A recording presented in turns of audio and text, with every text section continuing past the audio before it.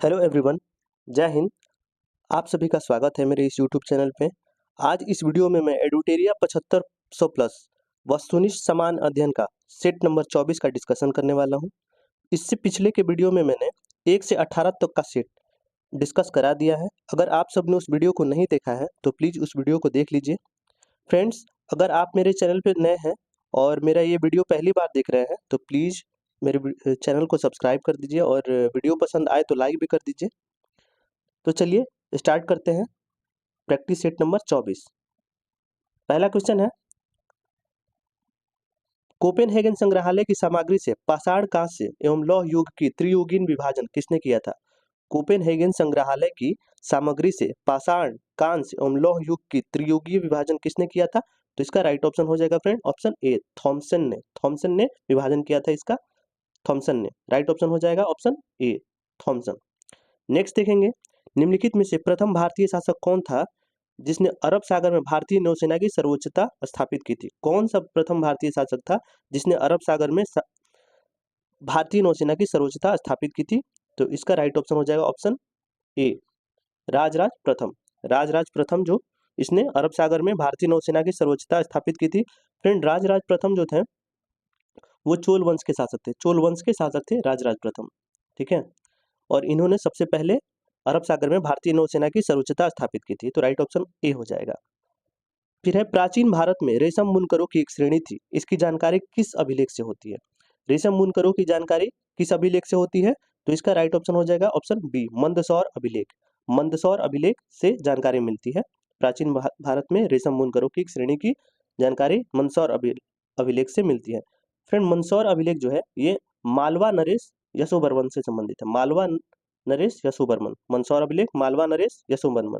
प्रयाग प्रशस्ति किससे संबंधित है? ये समुद्रगुप्त से संबंधित है। समुद्रगुप्त, प्रयाग प्रशस्ति समुद्रगुप्त। और इसको लिखा किसने था? तो इनके दरबारी कवि थे हरिसेन। हरिसेन ने लिखा था, हरिसेन। नेक्स्ट है भीतरी अभिलेख। भीतरी अभिलेख फ्रेंड ये भीतरी और स्कंदगुप्त का है। स्कंदगुप्त का भीतरी स्तंभलेख ये स्कंदगुप्त का। नेक्स्ट देखेंगे, मौर्य साम्राज्य के बारे में निम्नलिखित कथनों पर विचार कीजिए, ठीक है। और बताना है इसमें कि कौन सा कथन सही है। कथन दिए हैं और उसमें बताना है कौन सा सही है। तो इसका राइट ऑप्शन हो जाएगा ऑप्शन बी, 1, 2 और 4। कौन कौन सा? मौर्य साम्राज्य के प्रमुख 5 राजनीतिक केंद्र थे, ठीक है। मेगास्थनीज ने अपनी पुस्तक इंडिका में मौर्य साम्राज्य के बारे में लिखा है, ये भी सही है। और चौथा है, अशोक के बौद्ध धर्म के प्रचार के लिए अपने स्रोतों का उपयोग किया था। अशोक के बौद्ध धर्म के प्रचार के लिए अपने स्रोतों का उपयोग किया, ठीक है। तो ये तीनों सही है। ये थर्ड नंबर वाला गलत है क्योंकि अशोक ने नहीं, चंद्रगुप्त मौर्य ने मौर्य साम्राज्य की स्थापना की थी।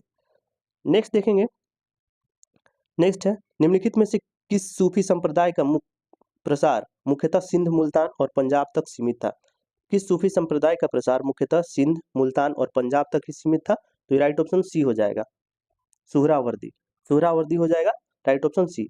नेक्स्ट है, निम्नलिखित मंदिरों को कालानुक्रम में व्यवस्थित कीजिए और नीचे दिए गए कूट को सही उत्तर चुनिए।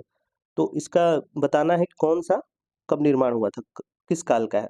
तो इसमें सबसे पहले हो जाएगा सप्त पैगोडा। सप्त पैगोडा जो था ये 7वीं और 8वीं सदी में इसका निर्माण हुआ था। 7वीं और 8वीं सदी में इसका निर्माण हुआ था, ठीक है। फिर महाबलीपुरम, इसका निर्माण हुआ था 8वीं सदी में। गंगईट कोंचुलपुरम, इसका कब हुआ था? 11वीं सदी में इसका हुआ था, 1012 से 1044 के बीच में, 1044 के बीच में। फिर बृहदेश्वर मंदिर है, इसका हुआ था निर्माण 1003 से 1010 ईस्वी के बीच में, 1010 ईस्वी के बीच में। तो इसका राइट ऑप्शन हो जाएगा फ्रेंड ऑप्शन डी हो जाएगा, 4312 हो जाएगा, ठीक है। फ्रेंड, बृहदेश्वर मंदिर जो है, ये बृहदेश्वर मंदिर, ये इसको राज राजेश्वर मंदिर भी कहा जाता है। राज राजेश्वर मंदिर भी कहा जाता है बृहदेश्वर मंदिर को। और इसका निर्माण किसने करवाया था? तो इसका निर्माण करवाया था राज राजा चोल ने इसका निर्माण करवाया था बृहदेश्वर मंदिर का, ठीक है। चोल वंश के शासक थे। और ये महाबलीपुरम जो है, इस तट मंदिर जो है, महाबलीपुरम का जो तट मंदिर है, इसका निर्माण किसने करवाया था? ये नरसिंह वर्मन द्वितीय ने, पूछा जाता है एग्जाम में, नरसिंह वर्मन द्वितीय ने करवाया था निर्माण इसका। ये पल्लव वंश के शासक थे, नरसिंह वर्मन द्वितीय। पल्लव वंश के शासक थे नरसिंह वर्मन द्वितीय और इन्होंने करवाया था।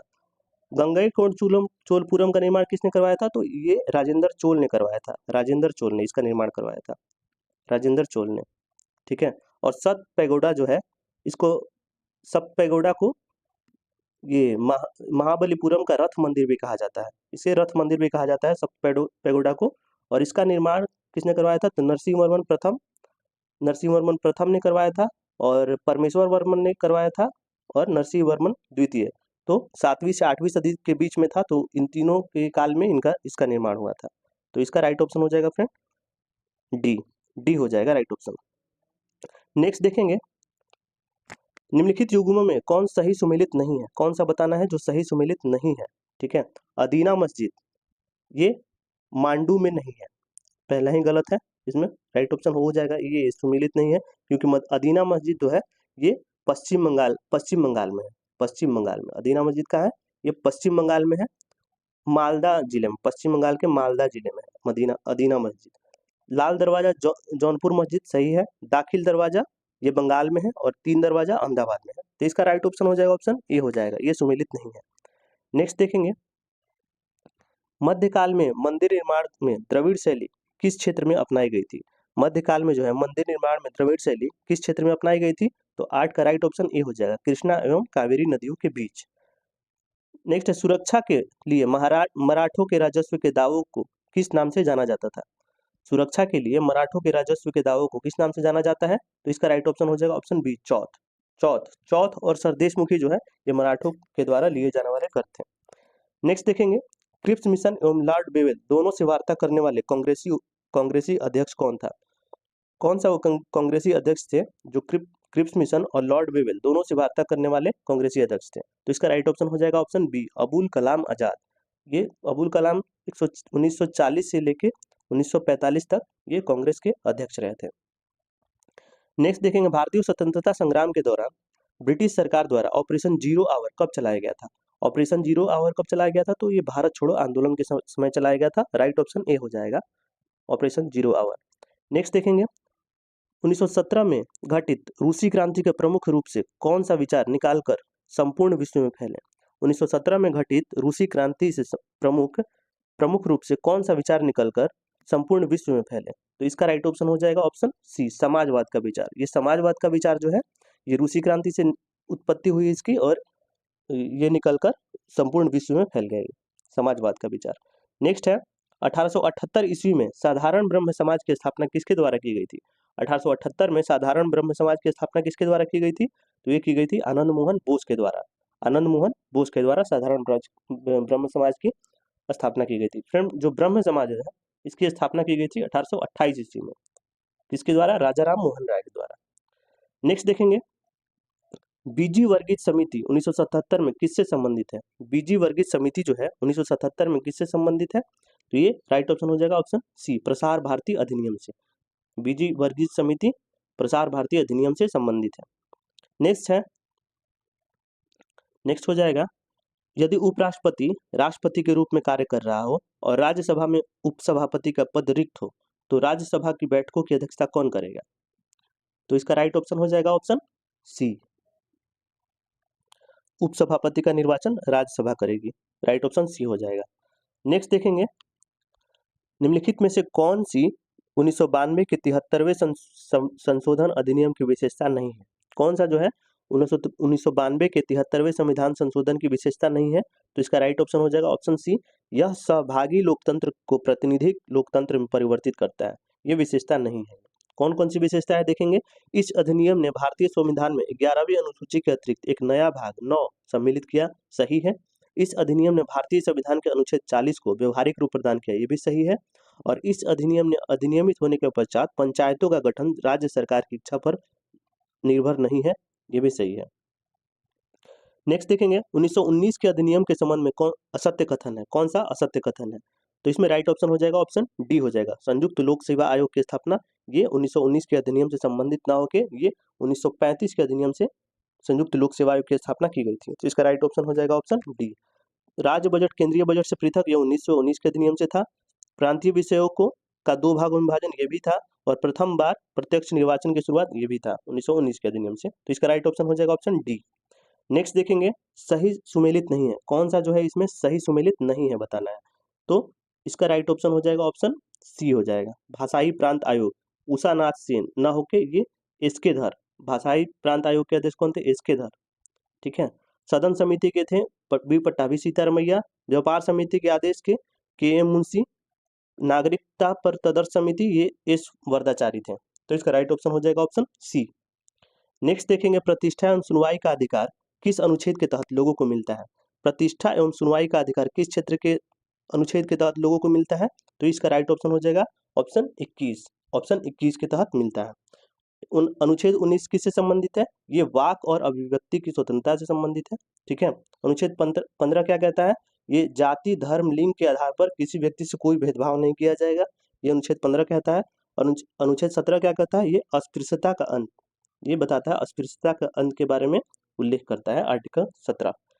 नेक्स्ट देखेंगे लोकसभा के अध्यक्ष की अनुपस्थिति में अध्यक्ष के रूप में कौन कार्य करेगा। अगर लोकसभा का अध्यक्ष अनुपस्थित हो तो अध्यक्ष के रूप में कौन सा कार्य करेगा, तो इसका राइट ऑप्शन हो जाएगा ऑप्शन बी, लोकसभा द्वारा निर्धारित व्यक्ति। लोकसभा द्वारा जो भी निर्धारित व्यक्ति किया जाएगा वो उस समय लोकसभा के अध्यक्षता करेगा, राइट ऑप्शन बी हो जाएगा। नेक्स्ट देखेंगे निम्नलिखित देशों में किसमें पंपास घास का मैदान स्थित है, किसमें पंपास घास का मैदान स्थित है, तो ये अर्जेंटीना हो जाएगा, अर्जेंटीना, अर्जेंटीना में पंपास घास का मैदान स्थित है। नेक्स्ट देखेंगे निम्नलिखित युग्मों में कौन सही सुमेलित नहीं है, इसमें भी बताना है कौन सा सही सुमेलित नहीं है। सोनोरन जो है मरुस्थल है और देश है, सोनोरन संयुक्त राज्य अमेरिका में है, टकलामकान जो है ये चीन में है, काराकूम ये तुर्कमेनिस्तान में है, गिब्सन ये ब्राजील में नहीं है, तो इसका राइट ऑप्शन डी हो जाएगा। गिब्सन कहाँ है, तो ये ऑस्ट्रेलिया में है, गिब्सन कहाँ है, ऑस्ट्रेलिया में, ऑस्ट्रेलिया में है गिब्सन। नेक्स्ट देखेंगे स्वेज नहर के बन जाने के पश्चात भारत और यूरोप के मध्य की सामुद्रिक दूरी में कितनी कमी आई है, तो इसका राइट ऑप्शन हो जाएगा ऑप्शन बी हो जाएगा, 7000 किलोमीटर, 7000 किलोमीटर हो जाएगा। स्वेज नहर बन जाने के पश्चात भारत और यूरोप के मध्य 7000 किलोमीटर की दूरी में कमी आई है, राइट ऑप्शन बी हो जाएगा। नेक्स्ट निम्नलिखित नदियों में किसके मुहाने पर पंछी के पंजे की आकृति वाला डेल्टा बनता है, इंपॉर्टेंट क्वेश्चन है, किसके मुहाने पर पक्षी के पंजे की आकृति वाला डेल्टा बनता है, तो इसका राइट ऑप्शन हो जाएगा ऑप्शन डी, मिसिसिपी, मिसिसिपी हो जाएगा, राइट ऑप्शन डी हो जाएगा। नेक्स्ट देखेंगे निम्नलिखित कथनों का में कौन सा सही नहीं है, इसमें भी गलत बताना है कि कौन सा सही नहीं है, तो इसमें राइट ऑप्शन हो जाएगा ऑप्शन डी, काली मिट्टी हिमालय क्षेत्र में पाई जाती है। काली मिट्टी हिमालय क्षेत्र में ना होकर ये कहाँ पाई जाती है, महाराष्ट्र में पाई जाती है, गुजरात में पाई जाती है, एमपी में पाई जाती है और राजस्थान के इलाकों में पाई जाती है। ठीक है, काली मिट्टी, और इसको काली मिट्टी को रेगुर मिट्टी भी कहा जाता है, रेगुर भी कहा जाता है, काली मिट्टी को रेगुर भी कहा जाता है। ठीक है, मुख्यतः ये दक्कन के पठार साइड में पाई जाती है। इसमें सही कथन कौन कौन सा है, सही देख लेंगे। काली मिट्टी के स्थानीय भाषा में रेगुर कहा जाता है, सही है। क्रेब्स के अनुसार रेगुर मिट्टी अनिवार्य रूप से परिपक्व मिट्टी होती है, सही है। और काली मिट्टी में आर्द्रता या नमी धारण की क्षमता उच्च होती है, ये भी सही है, इसका राइट ऑप्शन डी हो जाएगा। नेक्स्ट देखेंगे 2011 की जनगणना के अनुसार निम्नलिखित राज्यों में से किसमें ग्रामीण और शहरी दोनों क्षेत्रों में शिशु लिंगानुपात न्यूनतम है, तो किसमें न्यूनतम है बताना है, तो ये हरियाणा में है। हरियाणा में 2011 की जनगणना के अनुसार ग्रामीण एवं शहरी दोनों क्षेत्रों में शिशु लिंगानुपात क्या है, न्यूनतम है, राइट ऑप्शन सी हो जाएगा। नेक्स्ट संपीड़नों का निर्माण उस स्थान पर होता है जहाँ वायु दाब होती है, तो संपीड़न जो कंप्रेशन जो होता है उसका निर्माण कहाँ होता है, तो उसका निर्माण वहाँ होता है जहाँ वायु दाब उच्च होती है, तो राइट ऑप्शन बी हो जाएगा। नेक्स्ट देखेंगे द्रव एवं गैसों में ताप अंतरण का मुख्य कारण क्या है, द्रव एवं गैसों में ताप अंतरण का मुख्य कारण क्या है, तो इसका राइट ऑप्शन हो जाएगा ऑप्शन 28 का राइट ऑप्शन हो जाएगा ऑप्शन ए हो जाएगा, संवहन। द्रव एवं गैसों में ताप का अंतरण का मुख्य कारण संवहन हो जाएगा, राइट ऑप्शन ए हो जाएगा। नेक्स्ट देखेंगे किसी पदार्थ के एक एकांक आयतन के द्रव्यमान को क्या कहा जाता है, किसी पदार्थ के एक एकांक आयतन के द्रव्यमान को क्या कहा जाता है, तो इसका कहा जाता है घनत्व, घनत्व कहा जाता है डेंसिटी। नेक्स्ट वायु में मौजूद कौन सा तत्व चांदी की वस्तुओं को काला कर देता है, कौन सा जो है जो वायु में मौजूद चांदी की वस्तुओं को काला कर देता है, तो इसका राइट ऑप्शन बी हो जाएगा, गंधक। गंधक जो है ये चांदी की वस्तुओं को काला कर देता है अगर वायु में, खुले वायु में हो तो। नेक्स्ट है अस्पतालों से निकलने वाले जैविक कचरे के निपटान का सबसे अच्छा तरीका क्या है, अस्पतालों से निकलने वाले जैविक कचरे के निपटान का सबसे अच्छा तरीका क्या है, तो ये क्या है, भस्मीकरण, भस्मीकरण हो जाता है। ठीक है, राइट ऑप्शन बी हो जाएगा। नेक्स्ट देखेंगे प्रोटियम में कितने न्यूट्रॉन मौजूद होते हैं। प्रोटियम में कितने न्यूट्रॉन मौजूद होते हैं, तो 0 होते हैं, एक भी नहीं। प्रोटियम में एक भी न्यूट्रॉन मौजूद नहीं होते हैं। नेक्स्ट है कौन सा तत्व आधुनिक आवर्त सारणी के डी ब्लॉक का तत्व है। कौन सा जो तत्व है आधुनिक आवर्त सारणी के डी ब्लॉक का तत्व है, तो इसका राइट ऑप्शन हो जाएगा ऑप्शन बी हो जाएगा, बी Fe, लोहा जो डी ब्लॉक का तत्व है। नेक्स्ट है संतुलित रासायनिक समीकरण किस नियम के अनुरूप होता है। संतुलित रासायनिक समीकरण जो है किस नियम के अनुरूप होता है, तो ये द्रव्यमान संरक्षण के नियम के अनुरूप होता है। नेक्स्ट देखेंगे निम्न में कौन सा कशेरुकी वर्ग का नहीं है। कौन सा जो है वे कशेरुकी वर्ग का नहीं है, तो इसका राइट ऑप्शन हो जाएगा एनिलीडा। एनिलीडा जो है ये कशेरुकी वर्ग का नहीं है। नेक्स्ट है कौन सा कोशिका अंगक कोशिका के अंदर विषैले पदार्थ एवं औषधि ड्रग्स को आविष रहित करने में मुख्य भूमिका निभाता है। कौन निभाता है, तो इसका राइट ऑप्शन हो जाएगा ऑप्शन सी, चिकनी अंतर्द्रव्यी जालिका, ये मुख्य भूमिका निभाता है, राइट ऑप्शन सी हो जाएगा। नेक्स्ट देखेंगे कोशिका झिल्ली निर्माण के लिए आवश्यक प्रोटीन एवं लिपिड का उत्पादन निम्नलिखित द्वारा किया जाता है। किसके द्वारा किया जाता है, कोशिका झिल्ली निर्माण के लिए आवश्यक प्रोटीनों एवं लिपिड का उत्पादन किसके द्वारा किया जाता है, तो इसका राइट ऑप्शन हो जाएगा ऑप्शन डी, ए और बी दोनों, मतलब रुक्ष अंतर्द्रव्यी जालिका और गोल्जी उपकरण दोनों द्वारा किया जाता है। नेक्स्ट देखेंगे कोशिका अंगक जो सरल शर्करा को जटिल शर्करा में बदलने में शामिल है, क्या कहलाता है, वो कहलाता है गोल्जी उपकरण। गोल्जी उपकरण ये सरल शर्करा को जटिल शर्करा में बदलने में शामिल है, ठीक है, गोल्जी उपकरण। नेक्स्ट है निम्नलिखित में से कौन सा रसधानी का कार्य नहीं है। कौन सा जो रसधानी का कार्य नहीं है, तो राइट ऑप्शन डी हो जाएगा, गमन। गमन जो होता है ये रसधानी का कार्य नहीं है, राइट ऑप्शन डी हो जाएगा। नेक्स्ट देखेंगे निम्न में से किसकी कोशिका भित्ति सेलुलोज की नहीं बनी होती। किसकी कोशिका भित्ति सेलुलोज की नहीं बनी होती, तो इसका राइट ऑप्शन हो जाएगा ऑप्शन ए, जीवाणु। जीवाणु की कोशिका भित्ति जो है सेलुलोज की नहीं बनी होती। कवक, फ्रेंड एग्जाम में पूछा जाता है, कवक, कवक की कोशिका भित्ति किसकी बनी होती है, तो ये काइटिन की बनी होती है, काइटिन। कवक की कोशिका भित्ति काइटिन की बनी होती है। नेक्स्ट देखेंगे वह अंगक जिसमें कोशिका झिल्ली नहीं होती है। वह अंगक कौन सा है जिसमें कोशिका झिल्ली नहीं होती है, तो इसका राइट ऑप्शन हो जाएगा ए, राइबोसोम। राइबोसोम में कोशिका झिल्ली नहीं होती है, ठीक है। नेक्स्ट है निम्नलिखित कथनों में से विसंगत कथन चुनिए। विसंगत बताना है, इसमें कौन सा जो है विसंगत है, तो इसका राइट ऑप्शन डी हो जाएगा। पादपों में कोशिका झिल्ली की में काइटिन शर्करा होती है, ये विसंगत है, मतलब गलत है ये। संगत कौन कौन सा है देख लेंगे। अर्ध पारगम्य झिल्ली में से होकर जाने वाले जल की गति उसमें घुले हुए पदार्थों की मात्रा से प्रभावित होती है, सही है। झिल्ली कार्बनिक अणुओं जैसे प्रोटीन और लिपिड से बनी होती है, ये भी सही है। और कार्बनिक विलायक में घुलनशील अणु झिल्ली में से होकर आसानी से गुजर जाती है, ये भी संगत कथन है, तो इसका राइट ऑप्शन हो जाएगा ऑप्शन डी। नेक्स्ट देखेंगे सूची 1 को सूची 2 के साथ सुमेलित करें और नीचे दिए गए कूट से सही उत्तर का चयन करें। तो उसमें बताना है कौन सा सही है, प्रक्रिया है और उसका परिणाम है, तो किस प्रक्रिया से क्या परिणाम होता है ये बताना है। तो इसका हो जाएगा अपघटन, अपघटन का हो जाएगा CH4, अपघटन CH4 हो जाएगा, ठीक है। और वाष्पोत्सर्जन, वाष्पोत्सर्जन क्या हो जाएगा, वाष्पोत्सर्जन जल वाष्प। श्वसन क्या हो जाएगा, श्वसन, श्वसन हो जाएगा CO2 और प्रकाश संश्लेषण O2, ठीक है। श्वसन का परिणाम है CO2 और प्रकाश संश्लेषण का परिणाम है O2। इसका राइट ऑप्शन हो जाएगा ऑप्शन 3412, राइट ऑप्शन सी हो जाएगा 3412। नेक्स्ट देखेंगे भारतीय न्याय संहिता 2023 के संदर्भ में निम्नलिखित कथनों पर विचार कीजिए और बताना है कौन सा सही है, ठीक है, कौन सा सही है बताना है। तो इसका राइट ऑप्शन हो जाएगा ऑप्शन ए, केवल एक, बी, ठीक है, केवल एक हो जाएगा। भारतीय न्याय संहिता की धारा 106(2) हिट एंड रन मामले में अधिकतम 10 साल की सजा और जुर्माने का प्रावधान है, ये सही कथन हो जाएगा, राइट ऑप्शन ए हो जाएगा।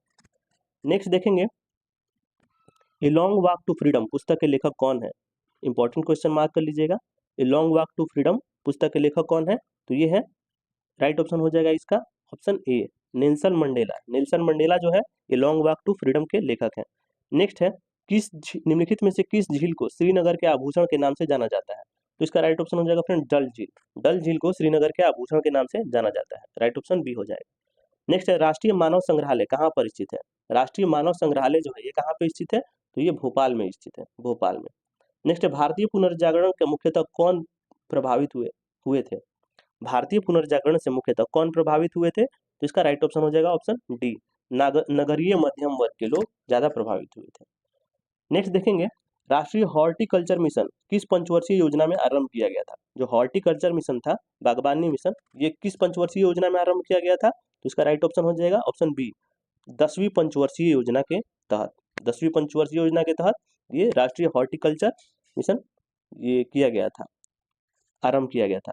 और 10वीं पंचवर्षीय योजना का काल कब से कब था, 2007 से, सॉरी हाँ 2007 से 2012 तक था, 2007 से 12 तक, ठीक है, राइट ऑप्शन बी हो जाएगा। नेक्स्ट है, न्यूनतम समर्थन मूल्य निर्धारित करने के लिए निम्नलिखित में से कौन से कारक या कारकों पर विचार किया जाता है। न्यूनतम समर्थन मूल्य निर्धारित करने के लिए किस कारकों पर विचार किया जाता है, तो इसका राइट ऑप्शन हो जाएगा ऑप्शन डी हो जाएगा, सभी पर। लागत मूल्य पर, अंतर फसल मूल्य क्षमता पर, जीवन यापन की लागत पर प्रभाव पर और अंतर्राष्ट्रीय मूल्य स्थिति, सबको ध्यान में रख के ये न्यूनतम समर्थन मूल्य निर्धारित किया जाता है, राइट ऑप्शन डी हो जाएगा। तो फ्रेंड्स, आज का सेशन यहीं पे समाप्त होता है।